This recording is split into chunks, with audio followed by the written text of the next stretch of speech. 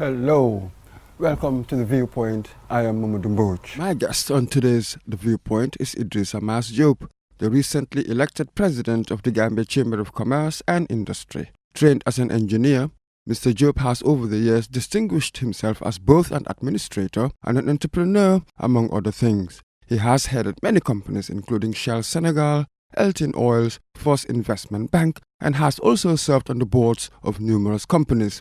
He is the current chairman of Atlas Energy. Welcome, Mr. Diop, to the program. Thank you. We're glad to have you. First, we must congratulate you for your recent elections as the president of the Gambia Chamber of Commerce and Industry. Thank you very much. Yes. Now, as president, I suppose with these things, with any narrative, it's better to start at the beginning. What's the role of a business in a society? Thank you, Mr. Mbouch. I am also very happy to be here.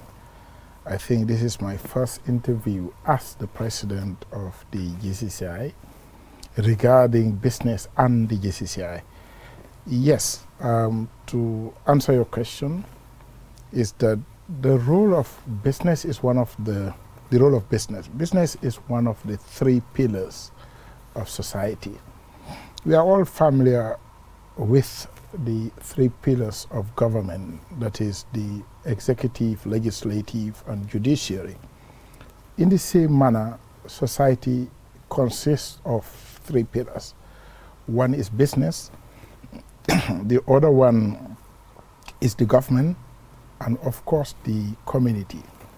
The role of business, which is one of the three pillars of society, when we say business, is anything that people do or to sell their services, their labor, all that is business, is in an exchange. Some people are just laborers. At the end of the day, they go and sell services to somebody that wants it. And the role of business at the level of the chamber, we are talking mainly of corporate entities. And corporate entities is slightly different from individual businesses. I would say that the enterprise, the limited liability, is one of the most innovative creation of the capitalist order. Okay, the limited liability company separates the ownership from the business entity. And the role of that business entity is at three levels. At the first level, the role is to the different stakeholders. The stakeholders are the shareholders who set it up, are the workers that work within it. They are the government that collect tax from the enterprise, and also the community that they serve. So business, a good business would initially be able to provide salaries, but beyond salaries, provide pension for its workers when they lose their ability to continue to work or they get old. So that's the first challenge of a good business, to ensure that your workers can survive whilst they are working, but beyond that, they should be able to have reasonable pension to survive. Then the second is you pay your taxes, because the government is a very important pillar of society and needs to be financed. And government is financed mainly through businesses paying their taxes. For the shareholders that we represent at the GCCI, these are the unsung heroes. Even though they take all the risk, they're the ones that get their monies last. After they have paid at the end of the month, all the workers have paid their social security for their pension, have paid the government the taxes and the taxes for its workers. They will hope that there would be something left for them at the end, which is called profit that they share in. So that is the first role of business, taking care of the different partners, or I call them stakeholders, in the corporate entity.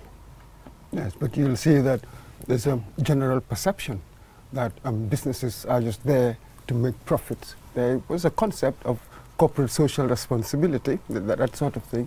But how would you deal with, as the head of the GCCI, with this common perception that businesses are there to be exploitative, to just make profits and exploit the ordinary people? Thank you. It's a good question. It brings me to the second role of business. Yes, there are lots of businessmen that are into making profit at all costs. But most businessmen do not exploit all the opportunities that are available available to them for moral reason. Like if you were to ask a businessman to sell drugs, they wouldn't. So there are limitations. So this broad idea that they will make money at all costs always have a limitation. The limitations can be moral. It can be also legal barriers that you don't want to infringe upon the laws of the land. The second role of business, and that's where the GCCI comes in as a parent body, is to ensure that there is equilibrium in society. Because in it, like we said, there are three pillars. If the community is very weak and business is just trying to maximize profit at all costs, you will have what I call crony capitalism, or what I call rent seeking, because that business will not innovate. It will not create value for the community. It can make money simply by being very close to people in the system, in the government, and all that. So what do you mean by rent seeking? Just before we move on, you've used an interesting term there. Yeah, rent seeking is where a business would seek to benefit only using its relationship, its network, but not providing value to the community. And that type of business does not innovate for the community, but they don't care about delivering goods to be paid for the quality of the goods or the services. The only thing they care about is how to maintain the network that they have. The role of business, like you were saying, a part of taking care of its principal partners or stakeholders, we have mentioned that, would be also to take care of the community, because a strong community also issues the license to operate. You would remember the issue of Brent Spar in the UK, when the community felt that business was not being responsible, the community would sanction business. So at the end of the day, the same way that the community sanctions governments, that come election, if the government does well, they will issue them a new license. If they don't do well, they will withdraw their license to operate. Same is true. That is why now, at the chamber, we are calling for not only strengthening business, we are also calling for strengthening the community. But at the end of the day, the community is the only real oversight for business to be responsible, to also temper the excesses of greed that can come, of course, with business. So your question brought me to the second role that businesses play in society. But beyond philanthropism, because I think in a long way, philanthropism is just false generosity. I like to quote this poet who said that pity would be no more if you have not made them poor. So one of the things that we're taking up at the chamber is to ensure that transparently the taxes that the business community is paying is in the public domain. The reason being that if there is a huge or a big philanthropy giving out money, being involved in social causes, and they are not giving the government its due, then the community would be aware. Like I was telling you, the community is the final regulator. I mean, I'm sure we'll have time to go to the third aspect of the role of business. Absolutely. So you've mentioned your analogy here with government and the three arms of government, or the three estates, is quite interesting. So here you've got business, the community, and government. Yes. What might be the dynamic of the relationship between these three arms? Yeah, there needs to be equilibrium. It's been observed that in all progressive societies, there's an equilibrium between the three arms of the you call them the three estates of society. This equilibrium is necessary because the government is the mechanism through which the public goods are delivered in terms of health, road, security, their civic responsibility. That's delivered through the government. But business delivers development. And when people say that countries compete, countries never competed in this world. It's always the firms or the businesses in countries that compete. It is Mercedes-Benz against Mazda or Boeing against Airbus. These are the firms, because production and productivity, the basis of wealth creation, they reside in companies. So everybody has a role that is different. And the role of the community, they are the ones that ensure that the environment exists for businesses to create productivity. That's the word I was using. Rent seeking is if we allow businesses to be prosperous without involving in the productive process, society becomes poor, because it is only through production that society improves. I always tell people that sometimes we get the wrong notion. If you look at the dresses we call African dresses, the notion of ownership for an African is consumption. When an African consumes the wax from Holland, the Dutch wax, or they consume the beautiful bazaar coming from Switzerland, they think they own it. Whereas the notion of ownership in Europe is different. Ownership is what I produce. We use the Mercedes-Benz and call it ours. But the Germans, they call Mercedes-Benz theirs because they have made it. So there are lots of things that are very pronounced that are African. So it is the community that ensures that businesses are competing. And that competition is fair. It is fair. Not only fair, but it's also fair competition. And it is true that employment is created and value is added for the community. So there you said something important. There might have to be a kind of cultural reorientation, just as how we conceptualize, for instance, business and ownership, as it were. There has to be maybe a kind of reconceptualization for the community really to play its role right within this tripartite relationship.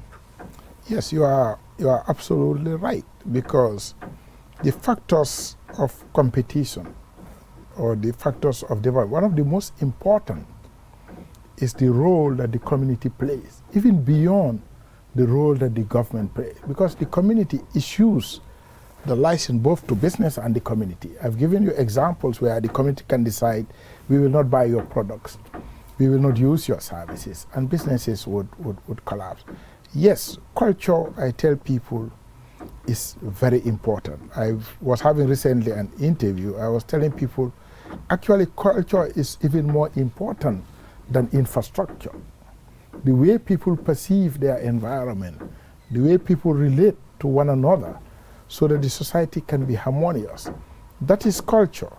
And if we have a culture that accepts that the majority of our people are poor, that they are destitute, that culture will not innovate.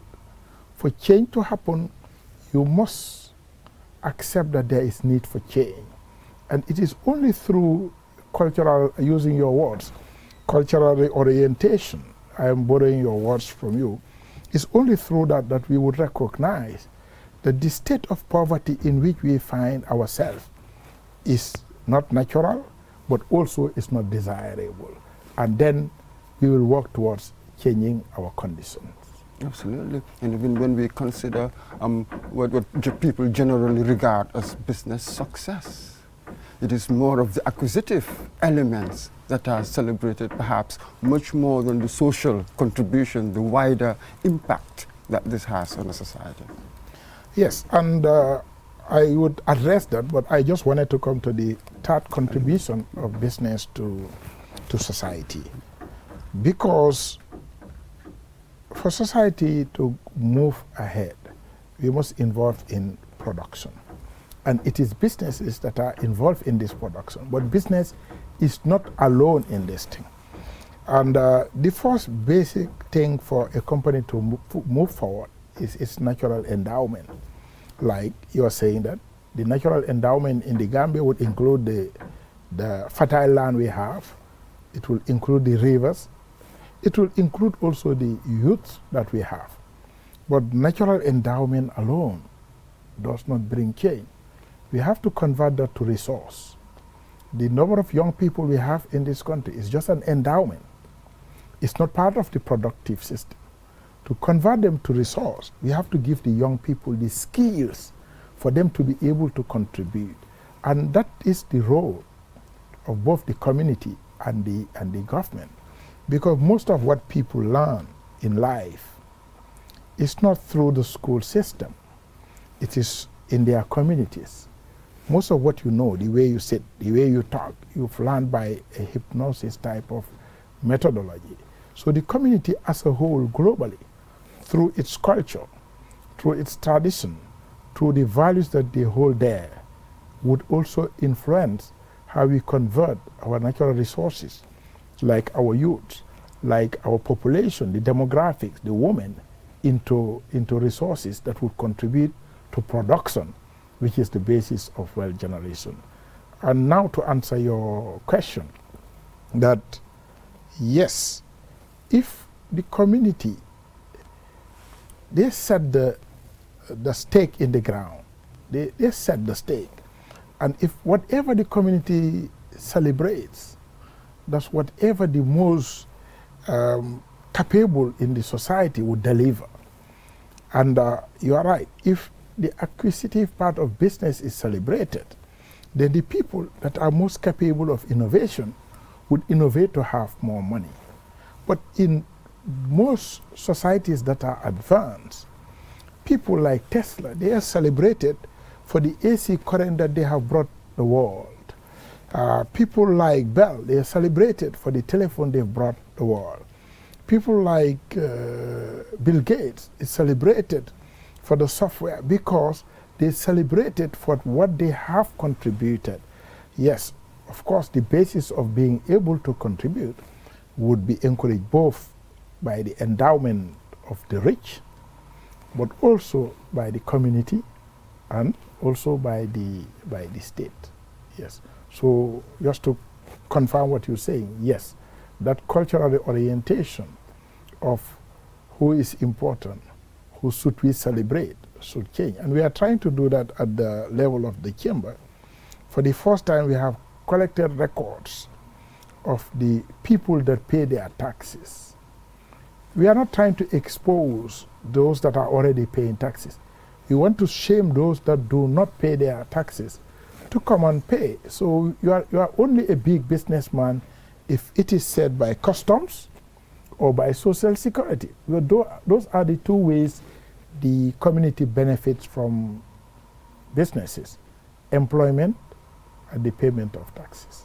Yes, in a recent speech, was it at a press conference also, you were talking about transparent taxes. Why? Why did you do that?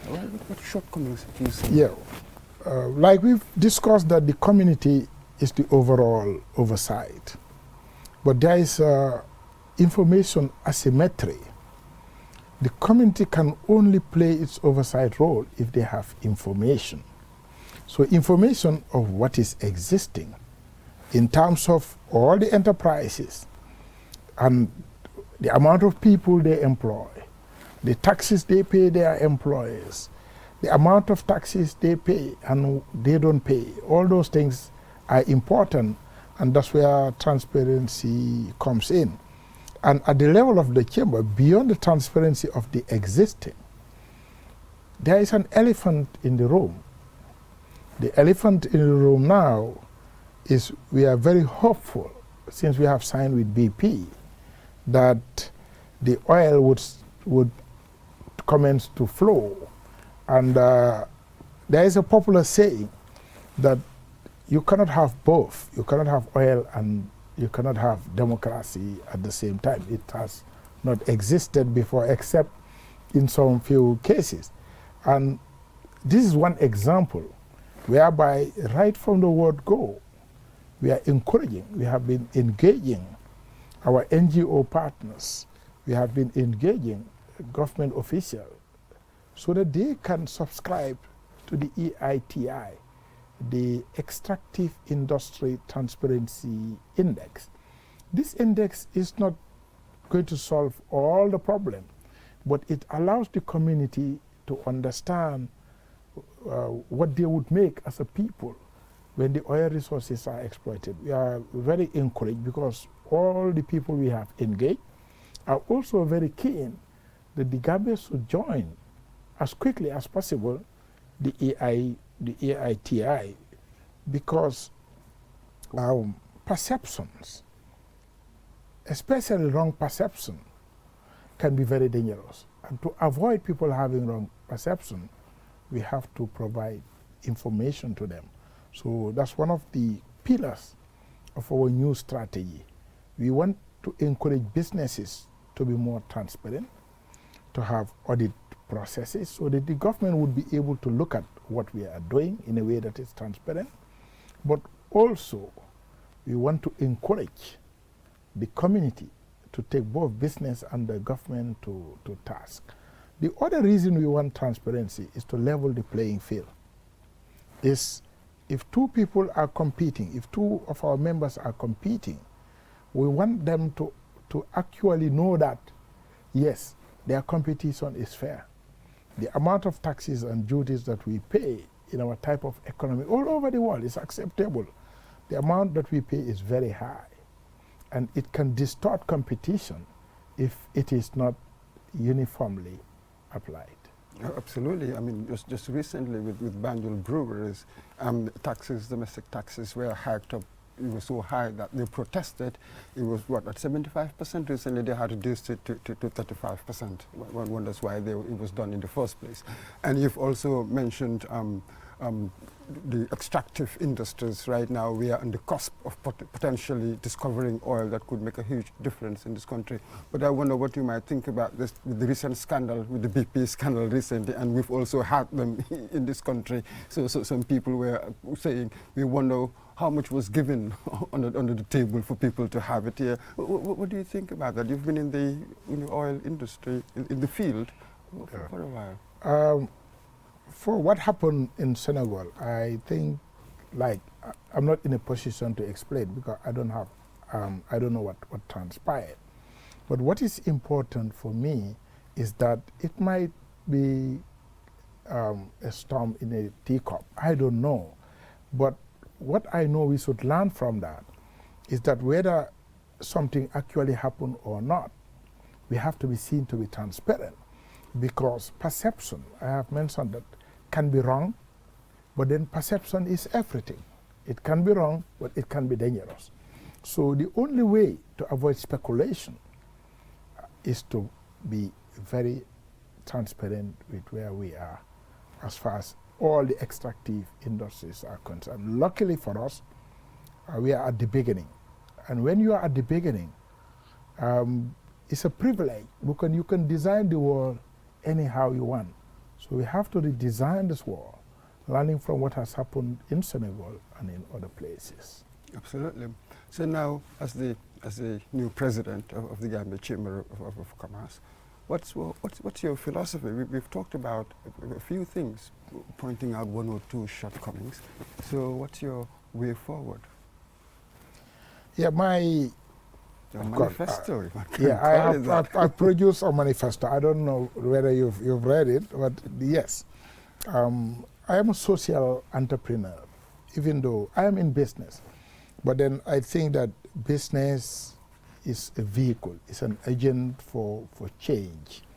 Also, the community must benefit from what we do, not only from the generosity of businessmen. Beyond the generosity of businessmen, which is called philanthropy, then the next stage was what they call CSR, corporate social responsibility, where business promise to be compliant with environmental rules, business promise to be compliant with their tax obligations. Now the world is beyond that. We have seen that most of the problems of society were solved by business people. Looking at the camera that you have, it's a company, it's a business that have produced this camera. The transmission of our program, it wasn't done by government, it was done by businesses. The water that we have was created by businesses. The aeroplanes that just took people to Mecca was created by businesses. So what I am calling for now, and not only me, which is the vogue nowadays, is that businesses should be able to also use our innovation, use our efficiency to solve the problems of society. That is called creating shared value with our communities.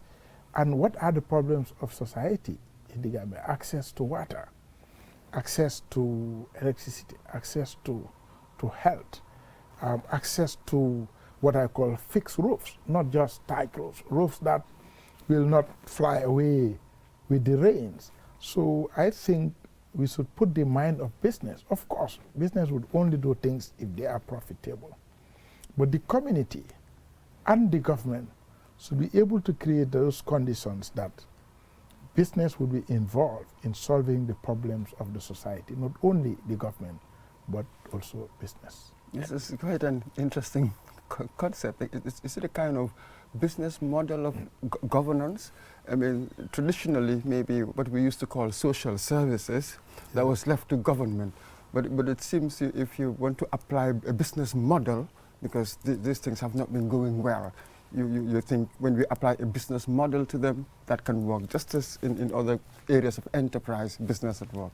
Yeah, you were asking my philosophy. Absolutely. And I believe in that. Look at all the solutions, and that's the way the world is going. Even space travel now is done by private enterprises. The role of government is not to get, but historically as well, before the modern times, even before the feudal times, it was the community that produced their own food. It wasn't the government doing that. So the government is not the business of government to do business. So the government should go back to being government, and all the problems of society, we should allow business to be able to solve those. I think before we come to our next question, we'll just take a short break. Fingers. With ease and convenience from the comfort of your home or office, You can bring light into your world instantly with *363#. Q-Power, lighting your world. QCell Sunyabus. We innovate, others follow. Hello, welcome back to The Viewpoint. I'm here with my guest, Mr. Idi Diop, the current president of the Gambia Chamber of Commerce and Industry. Mr. Diop, just before we went on break, you were talking about government shouldn't really be expected to come and solve social issues. After all, in the past, it wasn't like that. I think today, in some societies, they call it small government. Is it more or less the same concept? Small government, for regulation, people will do the development if we create the environments that would allow them to do so. Yeah, just to follow on what I was saying, there's a lot of things that governments are supposed to do, and they are not doing well. Therefore, government should focus on governing and allow the space for private sector to do what private sector does best. To give an example, for example, government is trying to run Gamtel and NOEC. I think those things should be left in the hands of the private sector, because we have already seen the private sector doing even better in running telecommunication. It's not the fault of the people that work in it. It's just the concept of ownership of enterprises. And people will tell me, yes, but China, the enterprise is owned by the state. I say, yes. Maybe that's what you wanted to ask. I preempt. It is owned by the state, but they are run as farms. And I have started my argument saying that farms and corporate enterprises, this new creation, is not very new. It's been here for a long time. It's the separation of the ownership from the farm. If you go to the West, the ownership is not only anonymous, it is transient. The people that own public enterprises today, they are in a stock exchange, changing hands by the minute. So within a second, the people that used to own this company has changed. And China, they have understood the power of the farm. Of course, the farm is owned by the government, but they are allowed to operate as farms. And therefore, it is only farms that can deliver public goods in a way that is efficient. I mean, that is what history says history has shown us. And the government, there are a couple of things that the government would always do better. The farms, they need an environment that is competitive. And it is the government that provides that environment. The farm, they need to convert resources, especially human resources or human endowment into resources. Therefore, it is the role of government to teach those people, to give them the requisite skills. There are lots of things that business cannot do without the government. We are just saying that the government should concentrate on giving our young people the skills that they would require to be involved in this process of private sector development. Absolutely, especially talking about the firm there, when we put it against this statistic that about 89% of small businesses are all sole proprietors. So it's like you really do not have groups at that level anyway, groups of people, be it firms, forming businesses, but only individuals. That's an interesting one there. I think it's more than that. What is historical. 99.9% of Gambians do not work for the government. They work for themselves. They sell peanuts, they sell nyame, whatever. They are in the streets everywhere. These are businesses. They are private sector. We forget them. Therefore, your statistics is even higher than that. But then peasant societies, where every individual is a company, that is what they call the peasantry, has not worked. The only experiment is in using that type of model to work was in China during the time of Chairman Mao, and it led to starvation.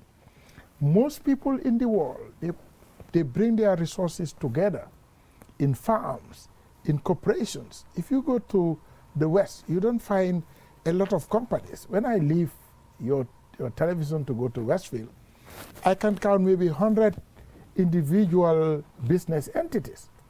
Street hawkers, some selling phone cards, some selling telephone, all the way. But it's not efficient.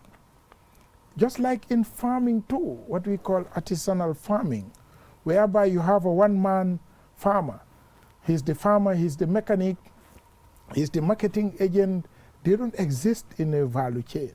So the farm helps solve that problem. But there is another problem with the farm, because it converts all those peasants into what they call proletariat. It converts them into workers. And then, except the society regulates that, they will be exploited. Because most of the Gambians, 90%, they work for themselves. We are proud of it. We even have donor agents coming to support artisanal fisheries, artisanal farming, but it doesn't exist anywhere. You've lived in the West for a long time. People go to work. They go to work for farms, whereby you have a collection of many people that would individually have been producing peanut butter. They will come together in a big factory and produce peanut butter, not only for their neighbors now, but for the bigger neighbor of the country and the globe. Absolutely. But here then, yes, you've said 99.9% are all operating more or less in the informal sector. But, yeah. But don't you see it as, but there then, they do not pay taxes, most of them don't. And then their compliance with labor law is also very weak. So how do we bring this huge informal sector formally so that they'll be paying taxes and the rest of it? How can? Yeah, I mean, the informal sector is a natural state. That is more natural than creating farms. Creating farms is new. You know, it came with the Industrial Revolution. So everybody has always existed. You have your family, you raise your chicken, your sheep, and you farm and you eat your food. But history has shown that when you do that, you cannot develop. You will not have access to sell, to be able to have access to telephone, electricity, and order. So it's a model that has not worked. Okay, how do you move into a model that works? It is not the responsibility of these people to pay taxes for themselves, etc., because like there is a certain basic minimum. You cannot give what you do not have. So we have to help these people in a new type of model. And this model is how do we create employment that is attractive. I don't mean just jobs, but jobs that can help these people out of poverty. So that is not the role of the peasantry. That is not the role of the majority of people. That is the role of business. But more importantly, it is the role of government to create an environment that is conducive for the creation of farms like yours, QTV, of Atlas. The government should incentivize people to form themselves into groups, because in groups and the division of labor, there is increased efficiency. So these are just my personal thinking. Absolutely. Yes, but earlier on we were saying that perhaps government cannot do a lot of stuff it actually doesn't. What about civil society? How can civil society can be part of this self-awareness? First, there must be public awareness before people can do these things. Then do you think perhaps civil society and others might have a hand in this, given the record, the poor record of government so far? Yeah, the civil society not only issues the license for business to operate. Of course, I get a license from the AG Chamber. But as a businessman, my real license is to have customers. And it's from the community. But also importantly, it is the same community that issues license to government, because they go to elections and vote governments in and out. But that is the responsibility of the people that know. Because at the end of the day, be it a civil servant, be it a politician or a businessman, we all go back and belong to this community. So we have to help create mechanism whereby we lift all our people together. Not only their material condition, but we also have to lift them in terms of their consciousness, in terms of the way they perceive their responsibility. Yeah, because at the end of the day, it is only the community that can put both government and business to deliver on their promises. Yes. So going back to the GCCI, what is the membership like? Because we know that more than 90%, and these things tend to fluctuate in time, do not really belong to any business organization, any business association. So one wonders, what is the strategy? How are you going to make the GCCI attractive for most businesses to join in? You are right. We have a lot of people that could have been on the membership, and they are not. GCCI is a members organization. You have to register, pay your dues, yes.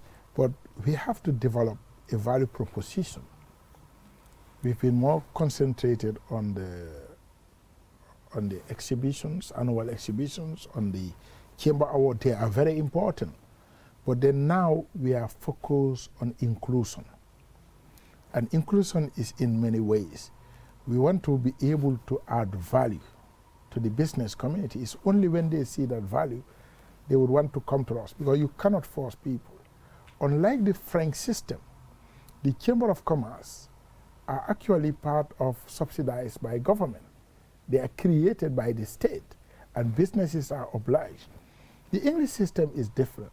So it means that we have to create value for our members. What do we do for them? Capacity building for their people. More importantly, advocacy. Advocacy for local content, for example, in the new oil industry that is going to come on. Advocacy that the playing field is level. Advocacy that the government should give us skilled labor. I understand that they are trying to convert GCCI into an engineering university. I went to an engineering university myself. I'm an engineer by training, and it's something really baffling to me. We need engineers, we need an engineering university, but we don't have to destroy the vocational education system only to have one. So these are issues that the business would want to take up. with the state and say that, yeah, our biggest problem as businesses is we lack skilled labor. It's not lack of jobs. We have a lot of, they will tell you there are lots of young people to employ. No, I was telling you, young people, it's an endowment. Just like our office, we have to convert that endowment into a resource. And to do that, we have to give these guys the requisite skills to become employable. So these are issues that together as a business, we say that we want to contribute to the community. But it is the role of government to provide the resources in terms of skills. But skills is not enough anymore. We have to give our young people advanced skills. It's as important as giving them degrees, because that increase their employability. So in a way, what I'm saying is, it is not the fault of the people that are in this artisanal business. We have to create something better for them to step into that, because human beings are always looking for something better than where they are to move on. You'll be surprised that if you were to have an industry to produce boiled beans or whatever, I mean, and it pays them better than what they are making on their one-man counter, they will come and join you. You're absolutely correct. So, but earlier you've mentioned two models of a chamber, one which is purely voluntary, which you've got right now, and the one which is you are obligated to join. Which would you prefer, I wonder?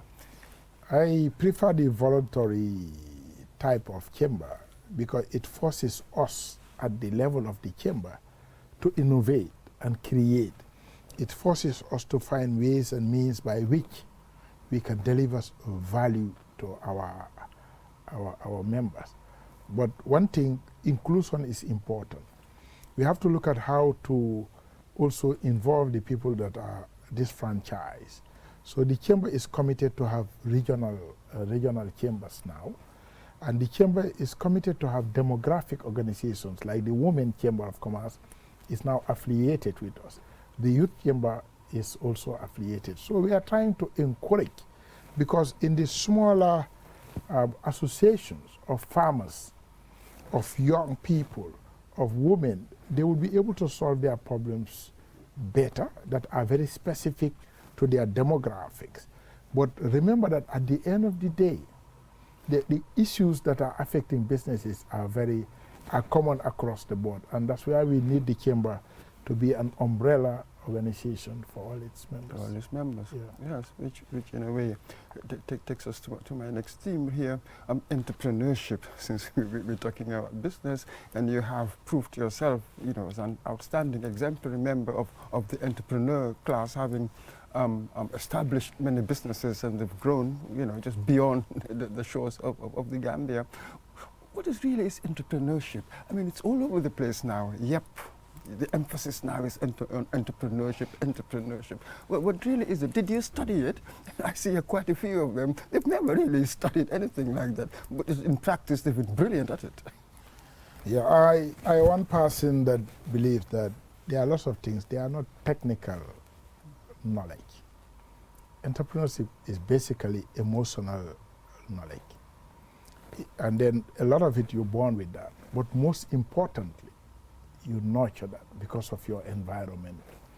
The ability to take risk. Because the way we project all these successes of big entrepreneurs, I think it's a bit misleading. Any true entrepreneur would tell you that I was forced to try. I have tried many times. I have failed also many times. There's always the hand of God, the Almighty, that creates the success. But the best entrepreneurs might not be the ones that are successful in business, but they are still entrepreneurs. They have tried, and one day I know they will be successful. And entrepreneurship is not something you thought. There are millions of entrepreneurs.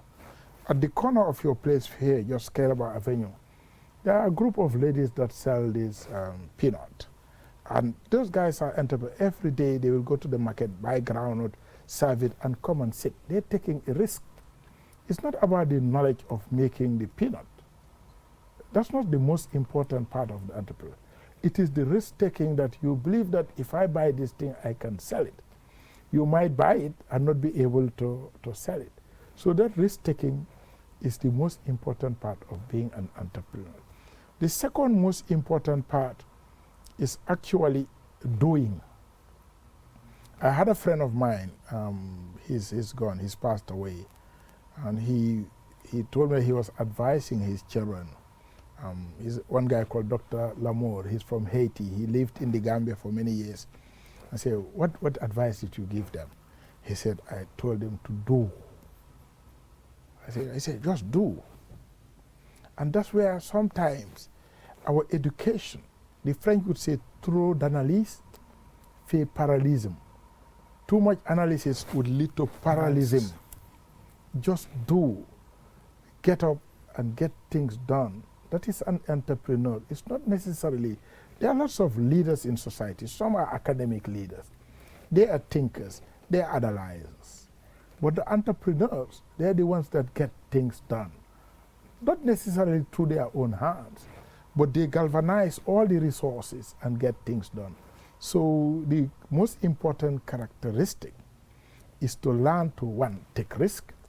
Secondly, learn to do things, because you only learn by doing. You do, and then it is not very good.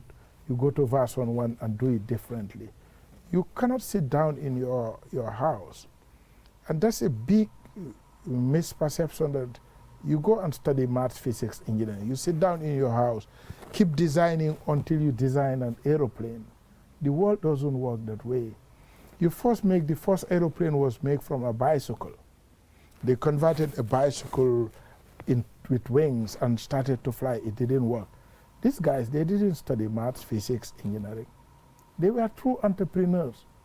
They were taking risk of their lives, taking risk of their resources to invest in something that might not work. But the most important thing they were doing, they were getting things done. They tried that, it didn't work. We kept trying. The world kept on trying and fine-tuning until now. Thank God, we're going to make in the thousands because of the entrepreneurship of these pioneers. Absolutely. You've given the example of those who sell groundnuts, peanuts at Westfield. I wonder, that's an interesting one, in that now, how might you help them, I wonder, add value to whatever they're producing? And that is where the challenge comes in.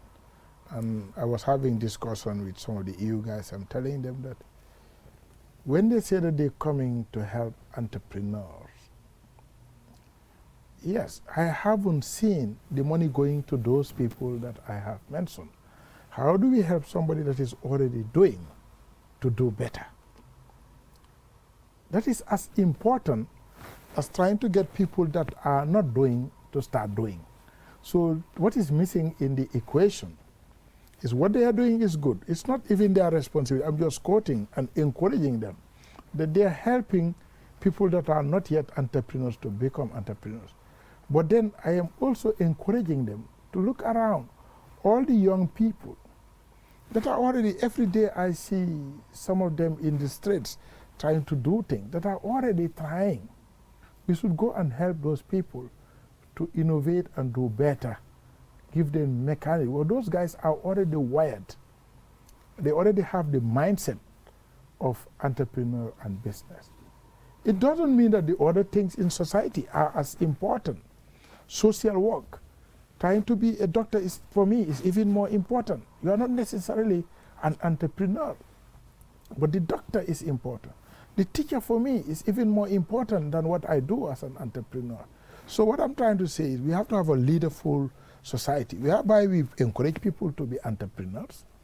But then the work of journalism is extremely important.